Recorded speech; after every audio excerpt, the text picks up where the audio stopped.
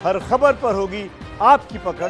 Download कीजिए ABP live app. तो America से हमारे साथ इस वक्त लाइव है भ्रमर मुखर्जी, जो कि प्रोफेसर है, रिसर्चर है और एपिडेमिक पर बहुत ही खास रिसर्च इनकी देखने को मिली है। हमारे साथ लाइव होने के लिए बहुत बहुत शुक्रिया प्रोफेसर भ्रमर मुखर्जी।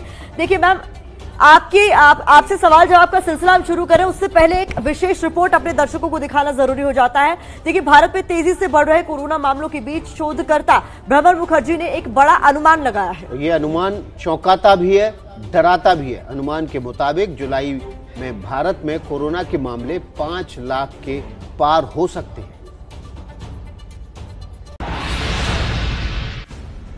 ये शोधकर्ता भ्रमर मुखर्जी हैं, जिन्होंने भारत में लॉकडाउन और कोरोना नियंत्रण पर आधारित 43 पन्नों की ये रिपोर्ट तैयार की है। भ्रमर मुखर्जी की रिपोर्ट में भारत में कोरोना को लेकर आकलन है कि मौजूदा हालात के हिसाब से जुलाई की शुरुआत तक भारत में कोरोना के 5 लाख मामले सामने आ सकते हैं। भ्रमर मुखर्जी के इस आकलन को समझने के लिए पिछले 5 दिनों यानी 20 से 25 मई तक के कोरोना के नए मामलों के आंकड़े देखिए। 20 मई को 5,611 नए कोरोना मरीज सामने आए। 21 मई को 5,609, 22 मई को 6,088, 23 मई को 6,654, 24 मई को 6,767 और 25 मई को कोरोना के 6,977 नए मामले सामने आए। यानी 20 से 25 मई के बीच हर रोज औसतन 6,200 मामले सामने आ रहे हैं। अगर इसी हिसाब से मामले बढ़े तो 26 मई से 1 जुलाई के बीच 36 दिन में करीब 2,23,200 नए मामले सामने आ सकते हैं। अगर 25 मई तक के कोरोना के कुल मामलों में इसे जोड़ दिया जाए तो 1 जुलाई तक कुल कोरोना मरीजों की संख्या पहुंच जाएगी 3,62,045, 1,38,845, 2,23,200 इज इक्वल टू 3,62,045। जबकि 1 जुलाई तक कोरोना के कुल 5 लाख मामले सामने आते हैं तो 26 मई से हर रोज कोरोना के औसतन 10,032 मामले सामने आ जाएंगे। यानी 1 जुलाई तक कुल कोरोना मरीजों की संख्या पहुंच जाएगी 5 लाख के आसपास। जबकि हालात बहुत बिगड़े तो भारत में अधिकतम 21 लाख लोग कोरोना से संक्रमित हो सकते हैं। रिपोर्ट को 14 अप्रैल तक के आंकड़ों के आधार पर तैयार किया गया है। भारत में लॉकडाउन के तीसरे चरण के दौरान भ्रमर मुखर्जी की रिपोर्ट का रिवीजन चल रहा था।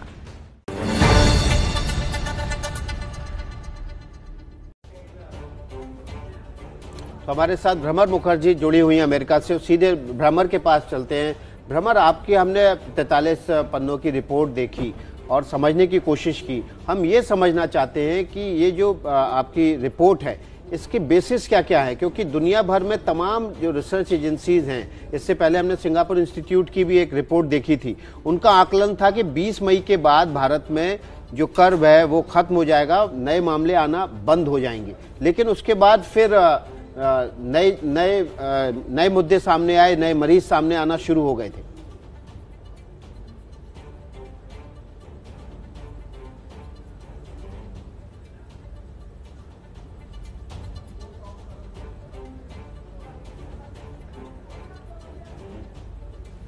रामरी, आपको मेरी आवाज मिल रही है?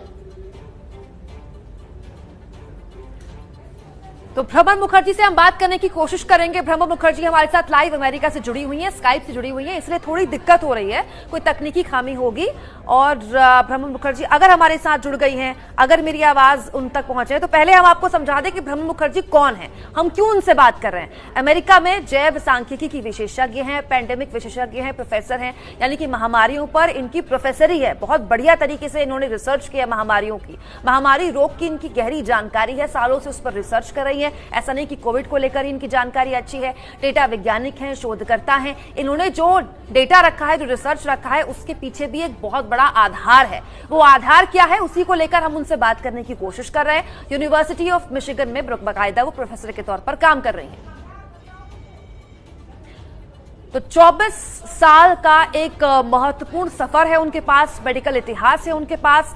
खास तौर पर महामारी रोग विशेषज्ञ आप उन्हें कह सकते हैं। महामारी पर उनकी कई रिसर्चेस हैं और जो ताजा रिसर्च उनकी है वो ये कहती है कि अगर इसी तरीके से सर्ज बढ़ता रहा तो जुलाई के पहले हफ्ते तक भारत में 5 लाख का आंकड़ा छू जाएगा। तो देखिए, एपिडेमिक पर बाकायदा रिसर्च करती रही हैं, लिखती रही हैं बहुत कुछ। भ्रमर मुखर्जी के बारे में हम आपको जानकारी दे रहे हैं कि महामारी रोग की गहरी जानकारी रखती हैं। यूनिवर्सिटी ऑफ मिशिगन में वो बतौर रिसर्चर प्रोफेसर काम कर रही हैं। तो देखिए, इस वक्त हम आपको भ्रमर मुखर्जी के बारे में बता रहे हैं। डाटा वैज्ञानिक हैं और शोधकर्ता हैं, महामारी पर वे शोध कर रही हैं। हमारे साथ वे जुड़ी हुई हैं। अभी किसी तरह से उनका हमारा संपर्क, ऑडियो संपर्क टूटा हुआ है। जैसे ही हमारा ऑडियो संपर्क स्थापित होगा हम वापस आएंगे। अभी लेते हैं छोटा सा ब्रेक।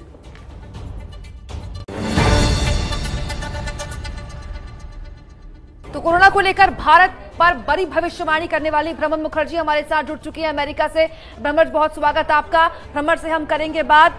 हमारे साथ जुड़ चुके हैं भ्रमर लाइव। भ्रमर, अगर इस बार मेरी आवाज आप तक पहुंच रही है तो आपकी जो रिसर्च है वो ये कहती है कि अगले महीने के पहले हफ्ते तक 5 लाख का आंकड़ा भारत छू लेगा संक्रमण में, इन्फेक्शन में।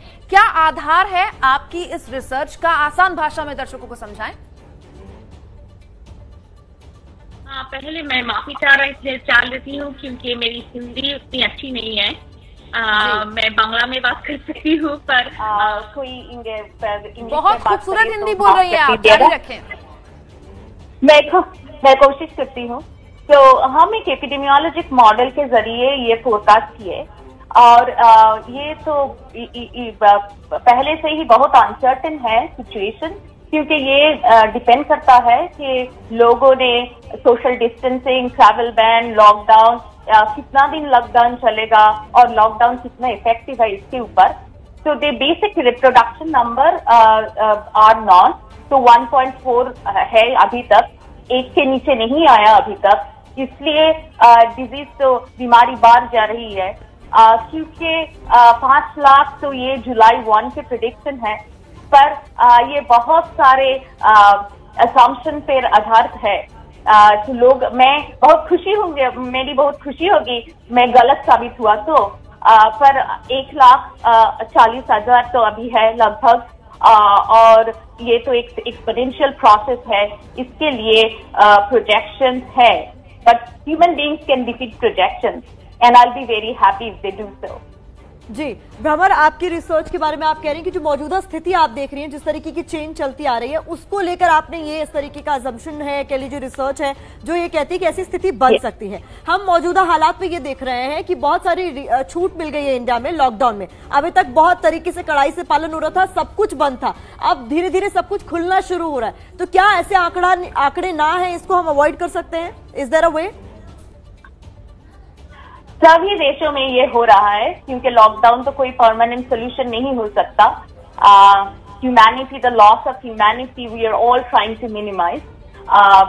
एक देश तो लॉकडाउन पे चल नहीं सकता, इसलिए we have to think about strategies for lockdown, and I think it's very important to recognise they हर राज्य में भिन्न भिन्न सिचुएशन है। पंजाब और हरियाणा में बीमारी की कंट्रोल बहुत अच्छी है। वहां पर मैन्युफैक्चरिंग का प्लांट और वर्किंग प्लांट अच्छे तरह से डिसइंफेक्शन करके प्रतिषेधक लेके, if you open them up with a real nice strong exit strategy, that is the right way to go in my opinion, because the country cannot stay under lockdown forever.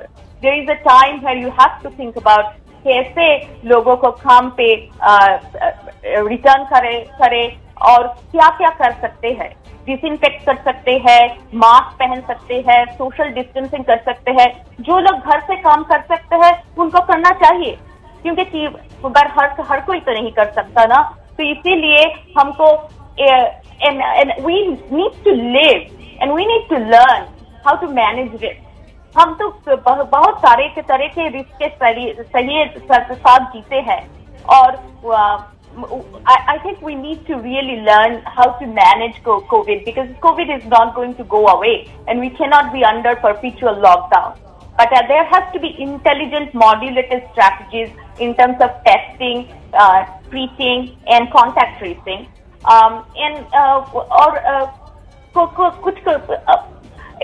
This is a big problem that if you feel a stigma है, आपको बुरा लगेगा, आपको Covid हुआ इसलिए, और government को बुरा लगेगा कि केसेस जरा बढ़ गया, टेस्ट नहीं करेंगे, ये सब ठीक नहीं है। हमें एक्सेप्ट कर चलना चाहिए, ये एक बीमारी है और ये हमको इससे जूझना पड़ेगा। बंद तो नहीं रख सकते हैं कंट्री। अमेरिका में भी यही हो रहा है। आप बिल्कुल ठीक कह रही हैं भ्रमर कि हमें इस न्यू नॉर्मल को एक्सेप्ट कर भी अपनी जिंदगी को बदलते हुए आगे बढ़ते रहना होगा। प्लीज आप हमारे साथ बने रहिएगा। एक छोटे से ब्रेक के लिए हमें रुकना पड़ रहा है, हम फौरन हाजिर होंगे क्योंकि बहुत सारे सवाल हैं अभी आपसे पूछने।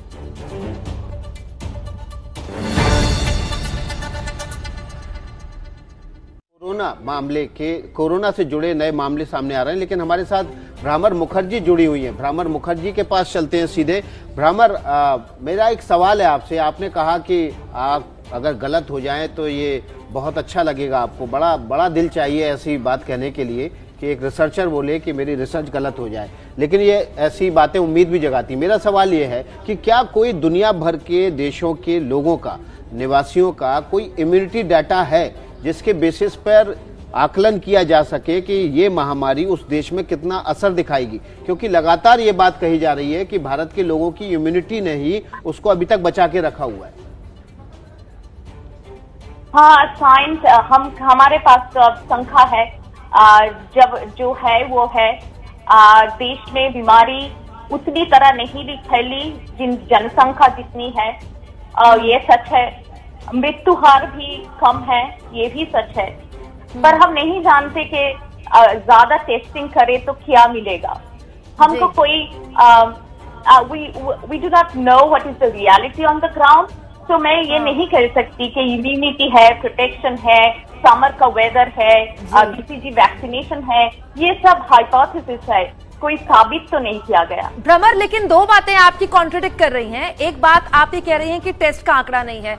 भारत जैसी डेवलपिंग इकोनॉमी अगर रोज 1 लाख से ऊपर टेस्ट कर रही है तो ये कम नहीं है। और दूसरी ये बात कि अभी मेरे पास अभी का आज का ताजा डेटा आया, मैं चाहती हूँ वो भी दर्शकों को हम दिखाएं। इस वक्त की बड़ी खबर के तौर पर दर्शकों को हम चाहते हैं कि वो खबर हम दिखाएं। देश में कोरोना संक्रमण से जुड़ी हुई जो बड़ी खबर है, इससे जोड़कर हम इसको देख रहे हैं। देश में अब तक कोरोना के 1,45,380 नए केस आ चुके हैं, यानी कि ऑल टोटल केस आ चुके हैं। अब तक 4,167 लोगों की मौत हो चुकी है, 60,490 मरीज ठीक हो चुके हैं। ये ताजा आंकड़ा अभी जो देश का आया है। भ्रमर, इससे मैं जोड़ना चाहती हूं आपकी रिसर्च में। आप अभी भी क्या मानती हैं कि आपकी रिसर्च सही दिशा में जा रही है? मैं तो मानती हूँ। मैंने कहा था जब मार्च 24 में हमारी प्रिडिक्शंस आई थी, तो हमारी प्रिडिक्शन था कि मई 15 में 97,000 केसेस होंगे। And again I was very sad that it was right around that ball park. मुझे आशा है कि सोशल डिस्टेंसिंग, मास्क, टेस्टिंग, इसके जरिए हम ये प्रोजेक्शन को बीट कर पाए, क्योंकि पर प्रोजेक्शन और मैथमेटिकल मॉडल तो है ना, वो तो एक मॉडल के जरिए ही चलता है। और human beings can change the data in the future.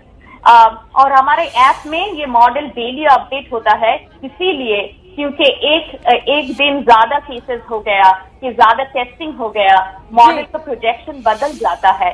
फिर पर ये तो सच है ना कि death rate, case fatality rate, if we believe the death data, it has been around 3% in terms of the cases.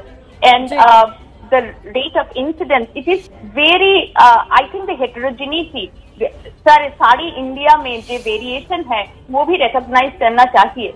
6 राज्य से मोस्ट ऑफ द केसेस है, उनकी जनसंख्या है, अर्बन एरिया पॉपुलेशन है, वहां पर केसेस आई थी ट्रैवल के जरिए इनिशियली।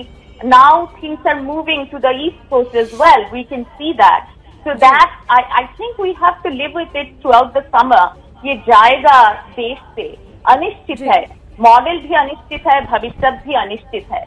जी भ्रमर, बहुत बहुत शुक्रिया, बहुत बहुत शुक्रिया हमारे साथ जुड़ने के लिए। भ्रमर अपनी रिसर्च के बारे में बता रही थी, तो एक खास बात उन्होंने ये भी कही कि जब अलग अलग राज्य हैं तो उनकी टोपोग्राफी अलग है, ज्योग्राफी अलग है, तो जब उसके लिए कंटेनमेंट जोन अलग से बनाए गए, नियम अलग से बनाए गए, तो उसी हिसाब से उन इलाकों में केसेस बढ़ने से कैसे रोकी जाए, इसको लेकर भी नियम राज्यवार तरीके से बनाने चाहिए। छोटे से ब्रेक के लिए रुक रहे हैं, आगे देखिएगा 9:30 बजे सच्चाई का सेंसेक्स।